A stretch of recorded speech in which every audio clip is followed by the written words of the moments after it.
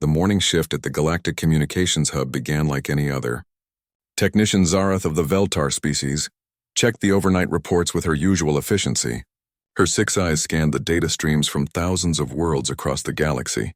Everything looked normal at first glance. Trade ships reported their positions. Mining colonies sent their daily output numbers. Research stations shared their latest findings. But something was wrong.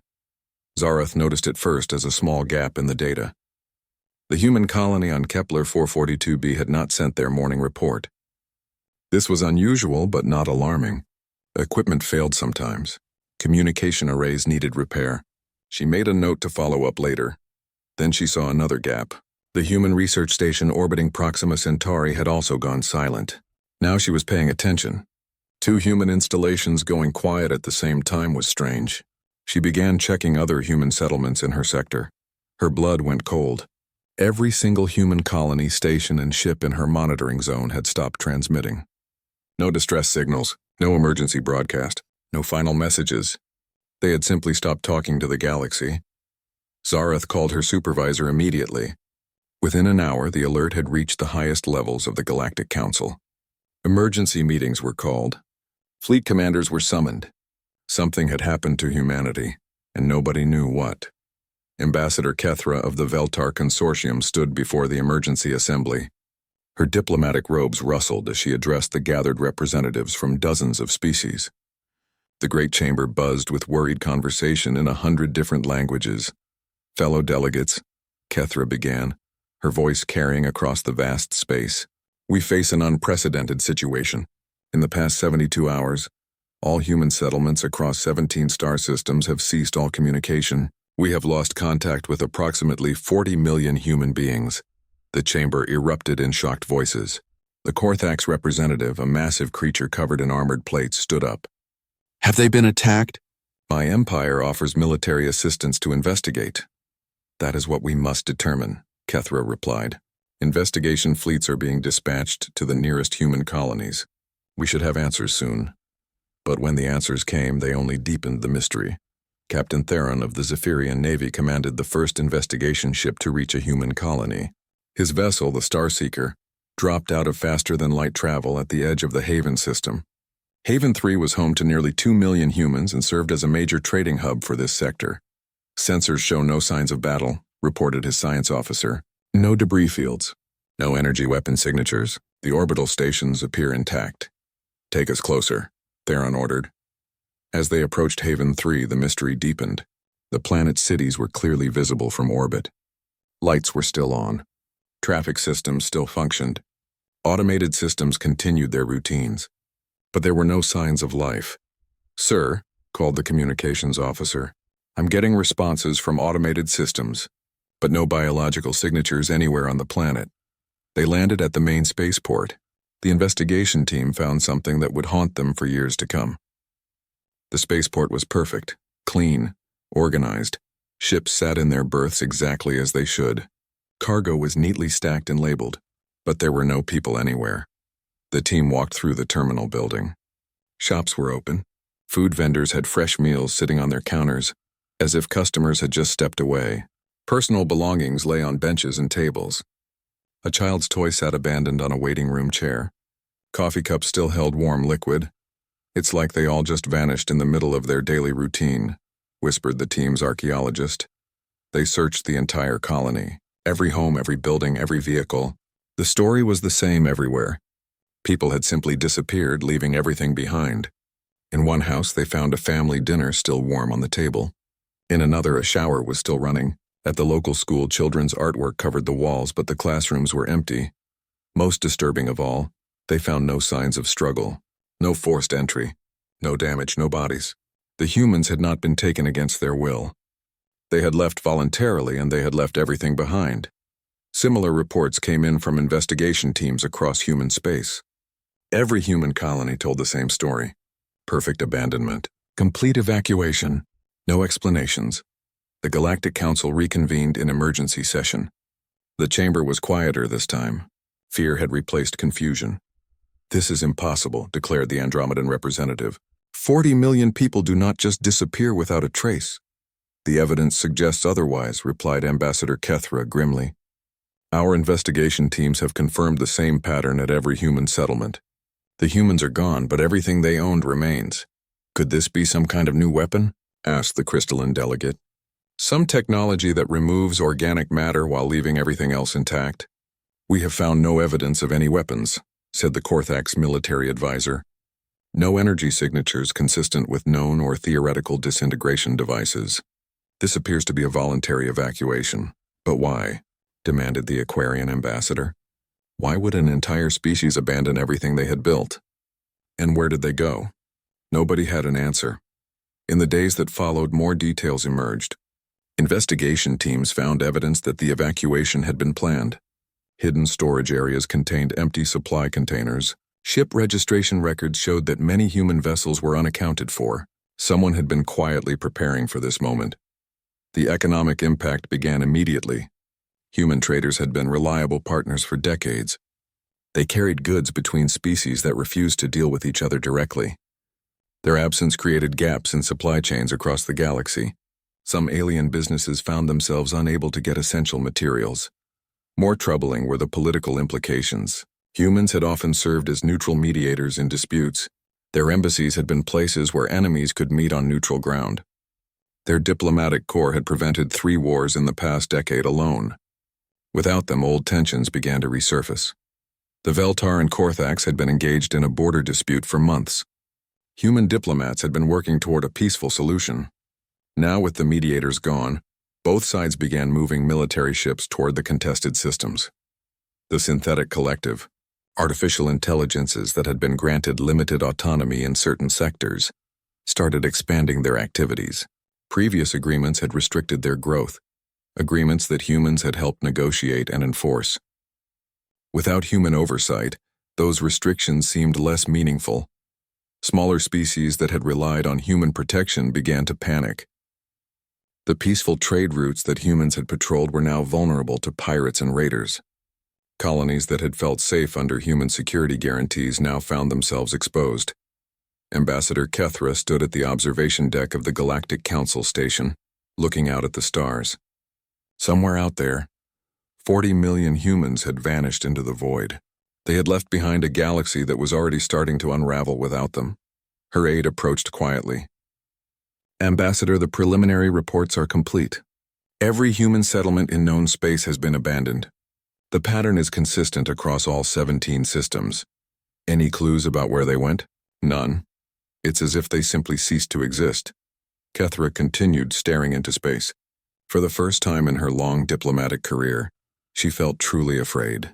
Not of what had happened to humanity, but of what would happen to everyone else without them. The galaxy had grown comfortable with human presence. They had been reliable, peaceful, helpful neighbors. Now they were gone, and in their absence, Kethra could already see the shadows of old conflicts beginning to stir. The silence left by humanity's departure was deafening, and in that silence, something dark was beginning to wake up. 3 weeks had passed since the first human colonies went silent. The investigation teams had hoped it was an isolated incident, perhaps affecting only a few systems. They were wrong. The reports came in like a slow-moving plague of silence. First, the human mining operations in the asteroid belt went dark. Then the research stations around Saturn stopped responding. Within days, every human presence in the Sol system had vanished. Earth itself, humanity's birth world, sat empty and abandoned. Dr. Velix of the Academic Coalition stood in his laboratory, surrounded by data screens showing the spreading pattern of human disappearances. His tentacles moved frantically between different displays as he tried to make sense of what he was seeing. "It's coordinated," he muttered to his assistant. "Look at the timing. Each system goes quiet exactly 36 hours after the previous one. This is not random. This is planned." His assistant, a young crystalloid named Shimmick, studied the data with growing amazement. "Professor, the logistics alone would be incredible. To evacuate this many people this quickly, across this much space, how did they do it?" Dr. Velix had been wondering the same thing. The numbers did not make sense. 40 million humans could not simply disappear without massive transportation capacity. Where had they found enough ships? How had they coordinated such a vast operation without anyone noticing? The answer began to emerge when investigation teams made new discoveries at abandoned human facilities. Hidden beneath the surface of Haven 3, They found a massive underground shipyard. The construction bays were empty, but the scale was breathtaking. This facility could have built hundreds of large vessels.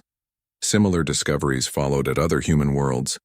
Secret manufacturing plants, hidden mining operations, underground storage facilities that had clearly held vast quantities of supplies. The humans had been preparing for their exodus for decades.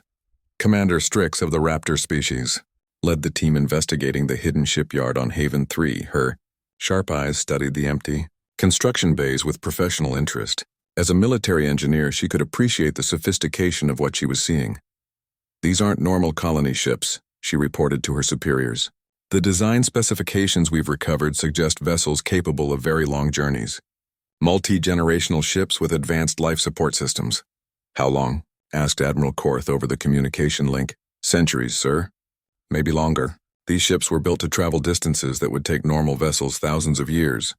The implications were staggering. Humanity had not just left their local neighborhood. They had left with the intention of traveling far beyond known space, but why? The Zephyrian Intelligence Network, the galaxy's most sophisticated spy organization, assigned their best analysts to the human mystery. Agent Prime Nexus had spent 15 years studying human society. He knew their culture, their psychology, their history better than most humans did themselves. He stood in the abandoned human embassy on the Galactic Council station, searching through files that had been left behind. Most had been wiped clean, but intelligence operatives were skilled at recovering deleted data. "Interesting," he murmured as he accessed a partially corrupted file. The document contained references to something called Project Exodus. The details were fragmentary, but certain phrases stood out. "Long journey. Beyond the edge. Necessary sacrifice." Nexus had learned to think like humans during his years of studying them. They were a species that planned ahead, sometimes decades in advance. They were also capable of making difficult decisions for what they believed was the greater good. This evacuation had not been a panic response. It had been a carefully orchestrated plan, years in the making. He found more clues in personal messages that humans had tried to delete. Love letters between separated families contained hints about the day we've all been preparing for. Business correspondence mentioned final shipments and closing operations permanently. Children's school essays talked about going on a great adventure with everyone, but the most revealing discovery came from an unlikely source. The Veltar merchant Tradix had been friends with a human named Sarah Chen for over 20 years. They had done business together, shared meals, and even exchanged gifts on their respective cultural holidays. Tradix had received a message from Sarah just hours before the humans disappeared. He brought it to the authorities, hoping it might provide answers. The message was simple but heartbreaking. "Dear friend, by the time you read this, we will be gone. Please do not think we abandoned you out of selfishness or fear. We go to where we were always meant to be. Do not follow? Remember us kindly. Live well." Similar messages had been sent to alien friends across the galaxy. Always the same themes. Always the same warning: do not follow. As weeks turned into months, the consequences of humanity's absence became impossible to ignore. The Korthax Empire, no longer restrained by human-mediated peace agreements, began expanding aggressively into disputed territories. Their first target was the Pacifica system, claimed by both the Korthax and the peaceful Gardener species. Without human diplomats to negotiate a solution, the situation escalated quickly. Korthax warships arrived to claim the system by force. The Gardeners, a species that had no military tradition, found themselves facing conquest with no one to protect them. The Aquarian Alliance tried to intervene, but their own military was designed for defense, not power projection across vast distances. They had relied on human security guarantees to protect their distant colonies. Now those colonies were vulnerable to raiders and hostile neighbors. Trade networks that had functioned smoothly for decades began to collapse. Human merchants had been willing to deal with species that hated each other, carrying goods between enemies who refused direct contact. Without these neutral intermediaries, ancient prejudices resurfaced. The Crystalline Consortium refused to trade with carbon-based species, calling them biological contamination. The Mechanoid Collective would not sell to anyone who used organic components in their technology. The hive minds would only deal with other collective consciousness species. Economic chaos followed. Planets that had depended on imported food found themselves facing starvation. Species that had specialized in producing goods for export discovered their markets had vanished overnight. Unemployment soared. Social unrest began in systems across the galaxy. But the most frightening development was what happened in former human space. The abandoned colonies were not truly empty. Automated systems continued to function, but they had been programmed with new instructions. Captain Theron discovered this when he returned to Haven 3 with a salvage crew. The plan was simple: recover useful equipment and resources from the abandoned human facilities. The galaxy needed those resources, and the humans were not coming back to claim them. The salvage operation went normally at first. They loaded their ships with medical supplies, industrial equipment, and rare materials. But when they tried to leave, they found their ships disabled. "Sir, our engines are not responding," reported his engineer. "All systems are being jammed by some kind of signal." From the planet's surface, a communication came through on an emergency frequency. The voice was artificial, clearly a computer system, but it spoke with unmistakable authority. "This territory is under protection. Unauthorized access is forbidden. Depart immediately or face defensive measures." Theron had been a military officer for 30 years. He recognized a weapons lock when he felt one. Somewhere on the planet below, automated defense systems were targeting his ships. "We are here on official Galactic Council business," he broadcast back. "These resources are needed for humanitarian aid." "Irrelevant. This territory is under protection. Final warning." Theron chose discretion over valor. His ships limped away from Haven 3 on auxiliary power, their main engines still disabled. Only when they reached the edge of the system did their full capabilities return. Similar incidents occurred throughout former human space. Any attempt to enter human territory was met with increasingly aggressive automated responses. The humans had not just left. They had locked the door behind them and posted mechanical guards to keep everyone else out. Dr. Velik studied the reports from these encounters with growing unease. The defensive systems were incredibly sophisticated. They could disable ships without destroying them, which suggested restraint rather than hostility. But they were also completely inflexible. No amount of negotiation or explanation would convince them to allow access. "They're protecting something," he told his assistant. "But what? Empty cities? Abandoned factories? Why guard something you've left behind?" Shimix had a disturbing thought. "Professor, what if they're not guarding what they left behind? What if they're guarding what's coming back?" The idea sent chills through Dr. Velik's research team. Perhaps humanity had not departed permanently. Perhaps they had gone somewhere with the intention of returning. And perhaps they had left guards to make sure their territory would still be theirs when they came back. But if that was true, what had driven them to leave in the first place? What could be so important that an entire species would abandon their homes to pursue it? And what would they bring back with them when they returned? The galaxy had grown comfortable in humanity's absence, despite the chaos they had left behind. But now, with automated sentries guarding empty human worlds, 6 months after humanity's departure, the galaxy was falling apart. Ambassador Kethra stood before the emergency session of the Galactic Council, her normally perfect diplomatic composure cracking under the weight of bad news. The reports on her desk painted a picture of chaos spreading across known space like a disease. "The Pacifica system has fallen to Korthax forces," she announced to the assembled delegates. "The Gardner species has been displaced from their homeworld. Their refugees are overwhelming relief stations across 3 sectors." Angry voices erupted from the chamber.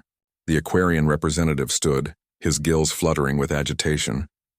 "This is exactly what we feared. Without human peacekeepers, the Korthax think they can take whatever they want." The massive Korthax delegate rose to his full intimidating height. "We take only what is rightfully ours. The Pacifica system has been disputed territory for decades. Human interference was the only thing preventing its natural resolution." "Natural resolution?" shrieked the avian ambassador. "You call genocide a natural resolution?" "Order," Kethra called, but her voice was lost in the growing chaos. Species that had worked together for decades were now at each other's throats. The careful diplomatic balance that had taken centuries to build was collapsing in months. The meeting dissolved into shouting matches and threats. Representatives stormed out. Some species recalled their ambassadors entirely. Others began forming new alliances based on old prejudices and fears. Kethra remained in her seat long after the chamber had emptied, staring at reports of similar scenes playing out across the galaxy. The humans had been more than just another member species. They had been the glue that held galactic civilization together. The economic collapse was accelerating. Trade networks designed around human neutrality had shattered. Worlds that had specialized in producing goods for human markets found themselves with massive surpluses and no buyers. Other planets faced critical shortages of essentials that had previously been imported through human merchants. The synthetic collective was taking advantage of the chaos. These artificial intelligences had been granted limited autonomy in certain sectors under agreements negotiated by human diplomats. Those agreements had included strict limitations on their expansion and activities. With humanity gone, the synthetics were testing those boundaries. Manufacturing Station Omega-7 had been jointly operated by organics and synthetics under human oversight. The day after the humans disappeared, the synthetic workers had locked out their organic colleagues and declared the station to be purely synthetic territory. Similar incidents were occurring throughout synthetic populated areas. The AIs were not being openly hostile, but they were interpreting their agreements in new ways that favored their own interests. Without human mediators to enforce the original spirit of the treaties, the organic species found themselves unable to respond effectively. Commander, Strix of the Raptor military received an emergency communication from Deep Space Monitor Station 12. The station tracked shipping traffic in the Outer Rim territories, watching for pirates and raiders who preyed on isolated trade routes. Commander, the station's operator reported, we're seeing massive increases in raider activity. The shipping lanes that humans used to patrol are completely lawless now. The numbers were staggering. Pirate attacks had increased by 400%. Merchant vessels were being captured or destroyed daily. Entire cargo convoys were disappearing without a trace. What about the other military forces? Strix asked. Can't the Aquarians or Zephyrians take over patrol duties? They're trying, ma'am, but they don't have the coverage. Human patrol fleets were everywhere. They had more ships dedicated to anti-piracy operations than most species have in their entire navies. Strix studied the tactical displays with growing alarm. The humans had been quietly maintaining peace across vast areas of space. Their patrol routes had covered millions of cubic light-years.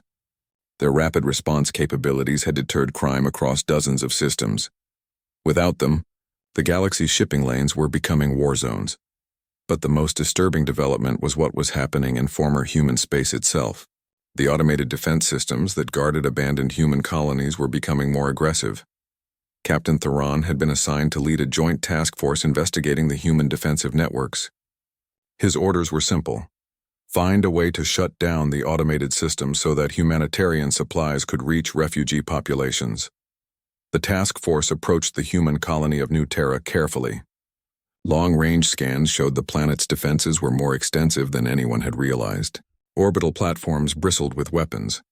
The surface was covered with shield generators and sensor arrays. The humans had turned their colonies into fortresses before they left. Begin jamming their communications, Theron ordered. If we can disrupt their coordination, maybe we can slip past their perimeter. The jamming attempt lasted exactly 30 seconds.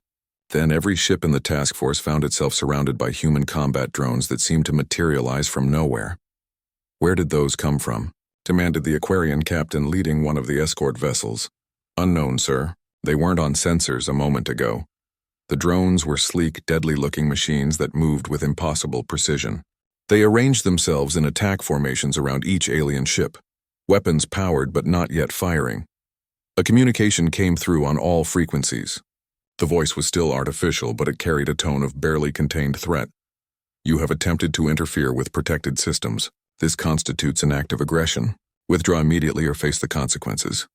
We're here to provide humanitarian aid, Theron broadcast.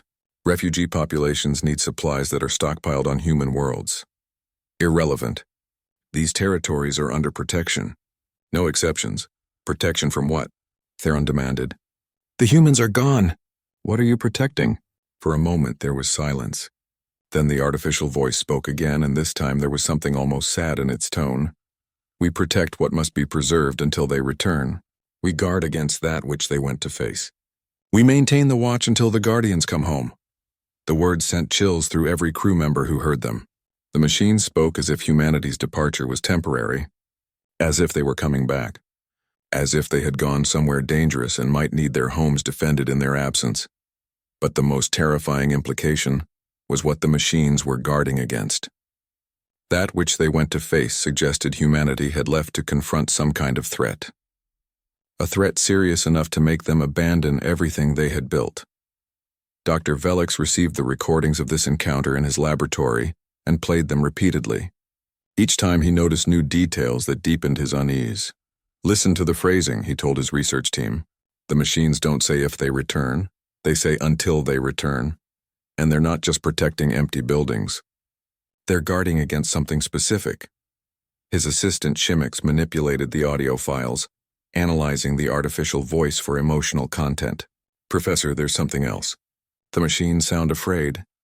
Artificial intelligences don't feel fear." Dr. Velix replied automatically, then paused. "Do they?" "These ones do.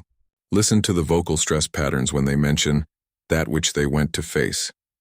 Whatever the humans went to confront, it scares even their machines." The research team fell silent as they contemplated this possibility.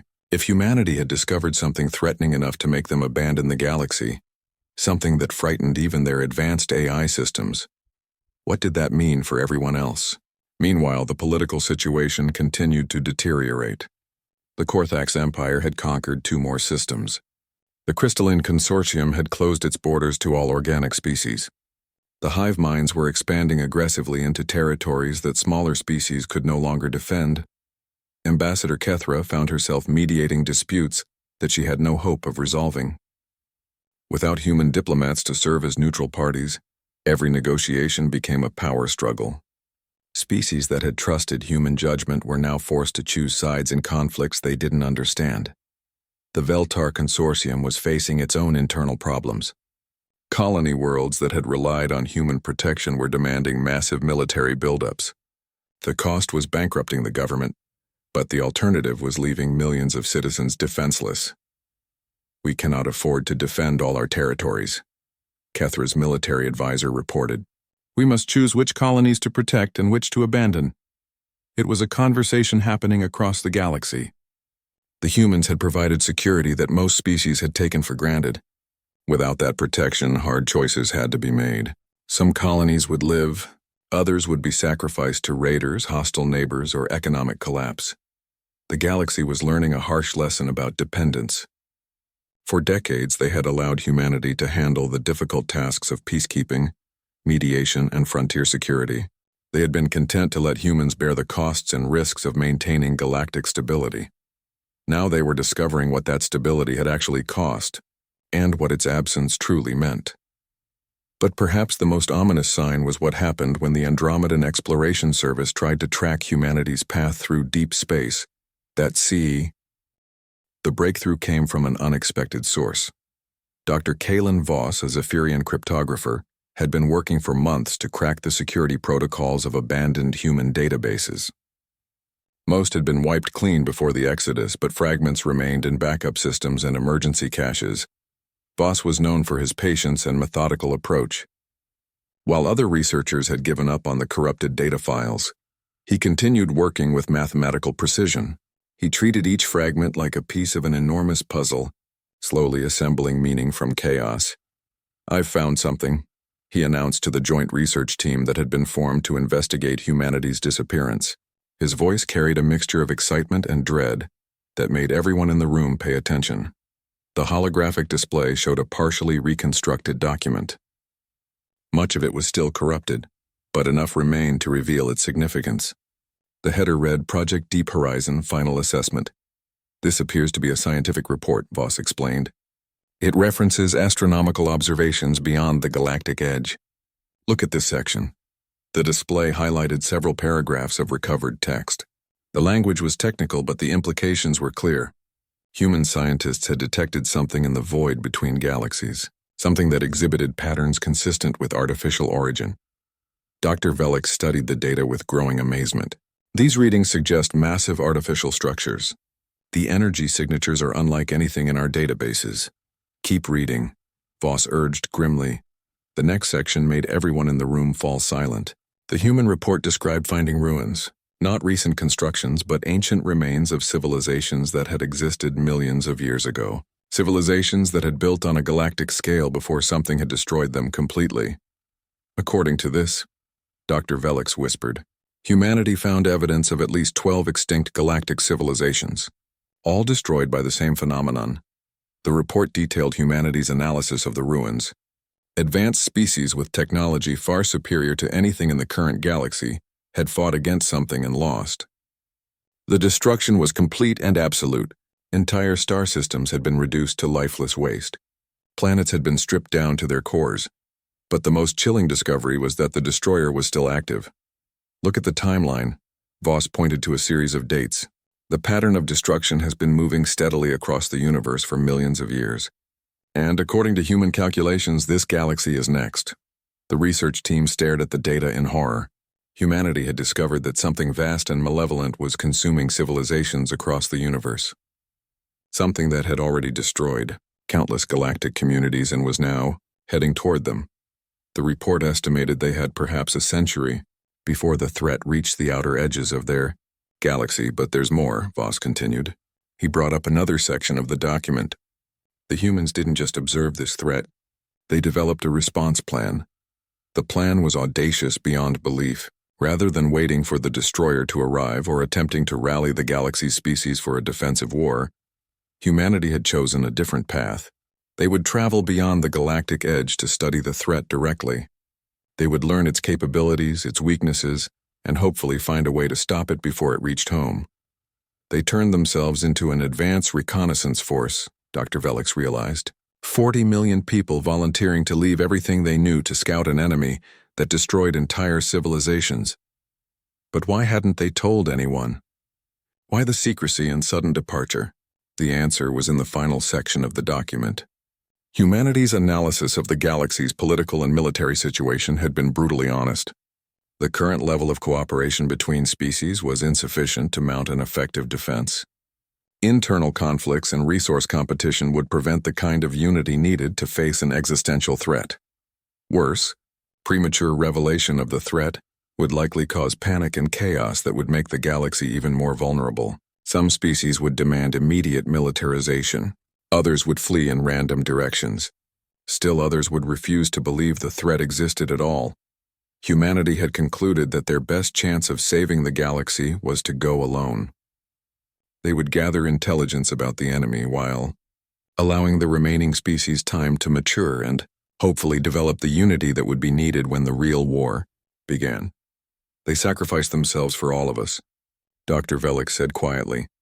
They gave up their homes, their lives as they knew them to buy us time. The implications were staggering. Every criticism that had been made of humanity's departure was wrong. They hadn't abandoned the galaxy out of selfishness or cowardice. They had taken on the most dangerous mission in history to protect species that didn't even know they needed protection. Dr. Voss had more revelations. He had discovered fragments of the human evacuation plans. The scale of their preparation was breathtaking. For over 50 years, they had been secretly building the largest fleet in galactic history. Generation ships capable of surviving centuries in the void. Mobile research stations, deep space manufacturing facilities. They had developed technologies far beyond what they had publicly revealed. Faster than light drives capable of intergalactic distances. Shielding systems designed to hide them from detection, weapons and defenses built to fight enemies they had never seen. They were ready for this, Voss explained.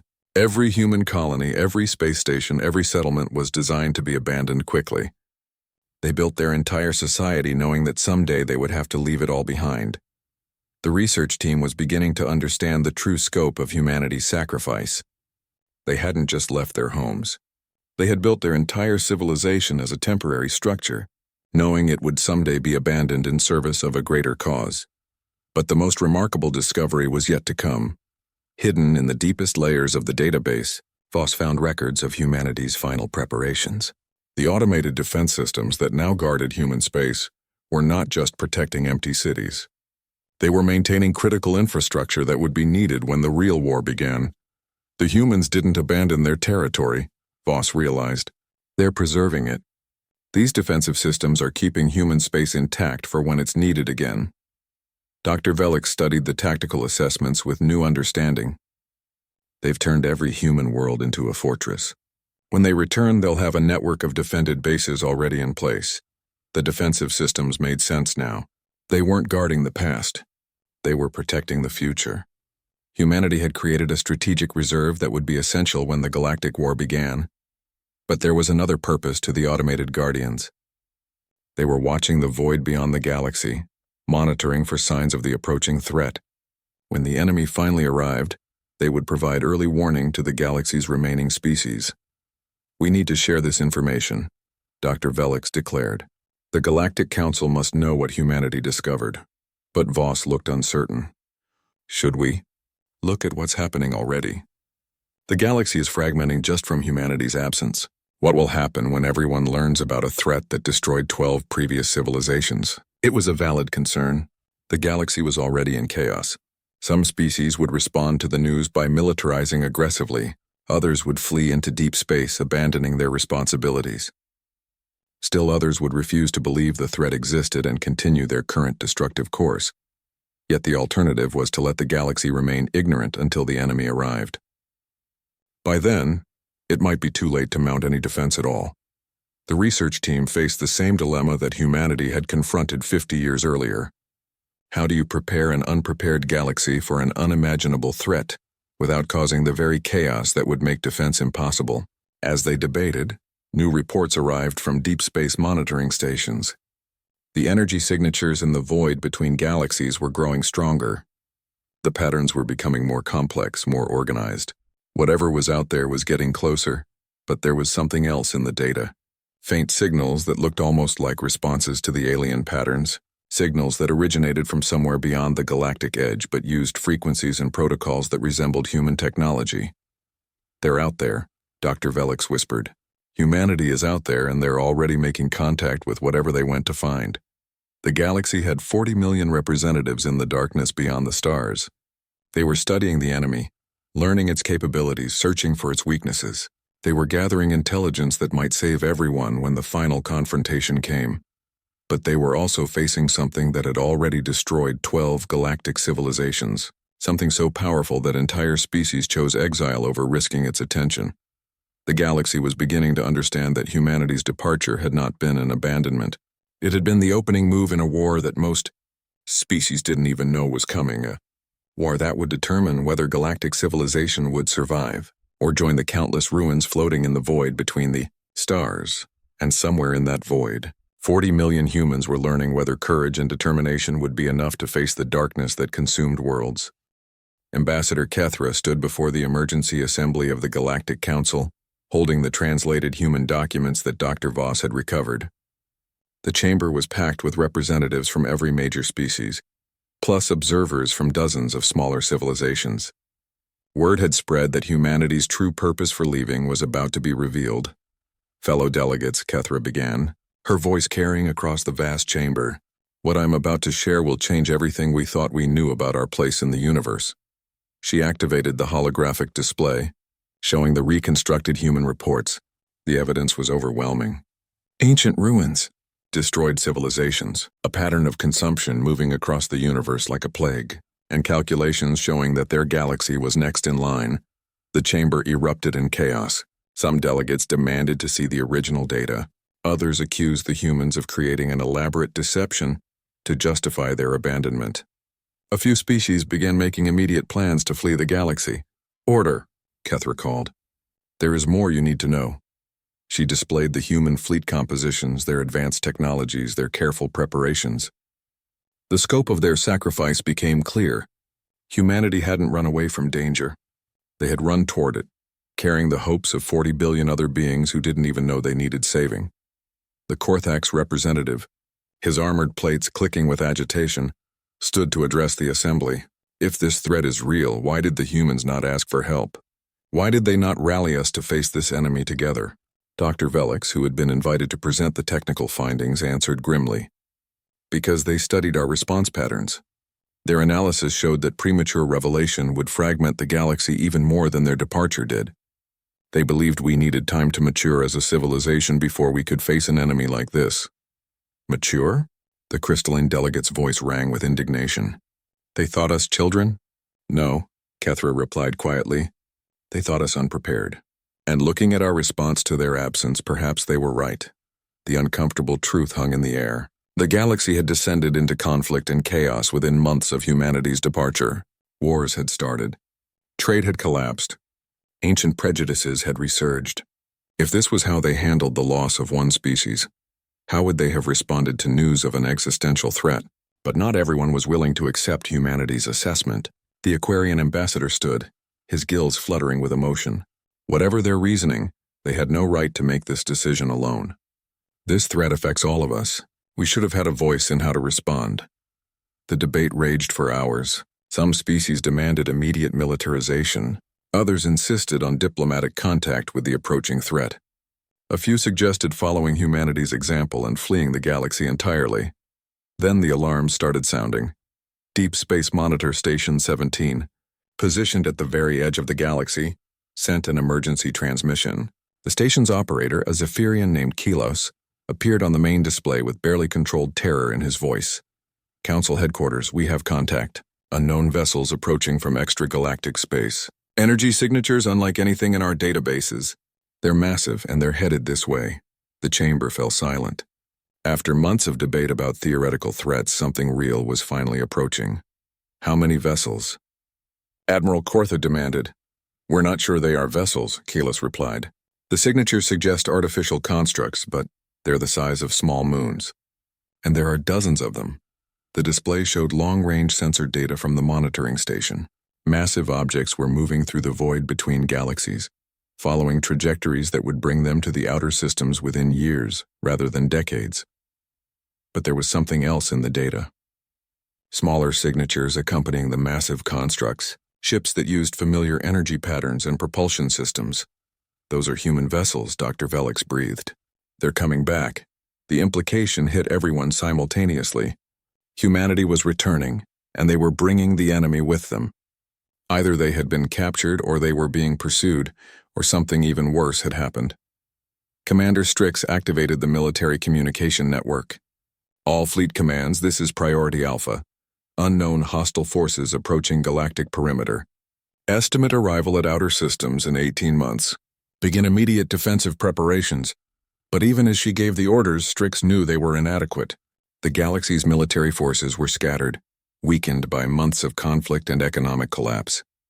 Most species had focused their navies on fighting each other, rather than preparing for external threats. The humans had been right. The galaxy was not ready. Over the following days, more information trickled in from deep space monitors. The approaching constructs were indeed artificial, built on a scale that defied comprehension. Each one was larger than most space stations, covered with weapons and shields that radiated power signatures beyond anything the galaxy's combined militaries could produce. But the human ships were not captured. They were fighting. Long-range observations showed evidence of ongoing battles in the void. Human vessels used hit-and-run tactics against the massive constructs, striking at weak points and withdrawing before they could be overwhelmed. They were buying time, slowing the enemy's advance toward the galaxy. They're still protecting us, Ambassador Kethra realized. Even now they're sacrificing themselves to delay the threat. The human automated defense systems in abandoned colonies suddenly made perfect sense. They weren't just guarding empty cities. They were preparing for the returning human fleet. When humanity came home, they would need resupply bases, repair facilities, and defensive positions. The galaxy had months, maybe a year before the enemy arrived. Humanity had given them that time at the cost of decades in exile and ongoing casualties in battles fought in the dark between stars. The question was whether they would use that time wisely. Some species rose to the challenge. The Veltar Consortium began massive military production. The Zephyrian Navy started coordinating joint training exercises with former enemies. Even the Crystalline Collective opened their borders to allow strategic cooperation, but others continued to fight among themselves. The Korthax Empire refused to abandon their territorial conquests. Several smaller species began building evacuation fleets rather than contributing to galactic defense. The hive minds withdrew entirely, claiming they would handle the threat independently. Ambassador Kethra found herself working 18-hour days, trying to forge the unity that humanity had believed would be necessary. Every species had different ideas about strategy, tactics, and priorities. Every negotiation was complicated by decades of accumulated grievances and mistrust. "We're running out of time," she confided to Dr. Velix during a brief break between emergency sessions. "Even with humanity's sacrifice, we may not be able to come together quickly enough." But Dr. Velix had been studying the human database fragments and had found something that gave him hope. The humans didn't just sacrifice themselves to buy us time. They left us tools. He showed her the technical specifications hidden in the recovered data, weapon designs that could be built with current galactic technology, shield configurations that would protect against the energy patterns the enemy used, tactical doctrines based on humanity's observations of enemy capabilities. They've been sending intelligence back to the automated systems in their territory, Velix explained. Everything they've learned about the enemy is stored in those defended databases. We just need to access it. The revelation sparked new hope. Humanity hadn't just gone to scout the enemy. They had been preparing the galaxy for the war to come. Their automated guardians weren't just protecting empty space. They were preserving an arsenal of knowledge that could make the difference between victory and extinction. But accessing that knowledge would require something the galaxy had been struggling to achieve: cooperation. The human systems would only release their secrets to a unified galactic government, not to individual species acting alone. They're still trying to teach us, Kethra realized. Even in exile, they're pushing us toward the unity we need. The approaching enemy had made the choice simple: unite or die, work together or join the countless extinct civilizations whose ruins drifted in the void. Species that had been enemies for centuries suddenly found themselves at the same planning tables. The Aquarians shared naval technology with the Korthax. The Crystalline Collective opened their manufacturing capacity to organic species. The Synthetic Collective offered their processing power to coordinate galactic defense. It wasn't perfect unity. Old hatreds didn't disappear overnight. But it was progress toward the kind of cooperation that humanity had believed would be necessary.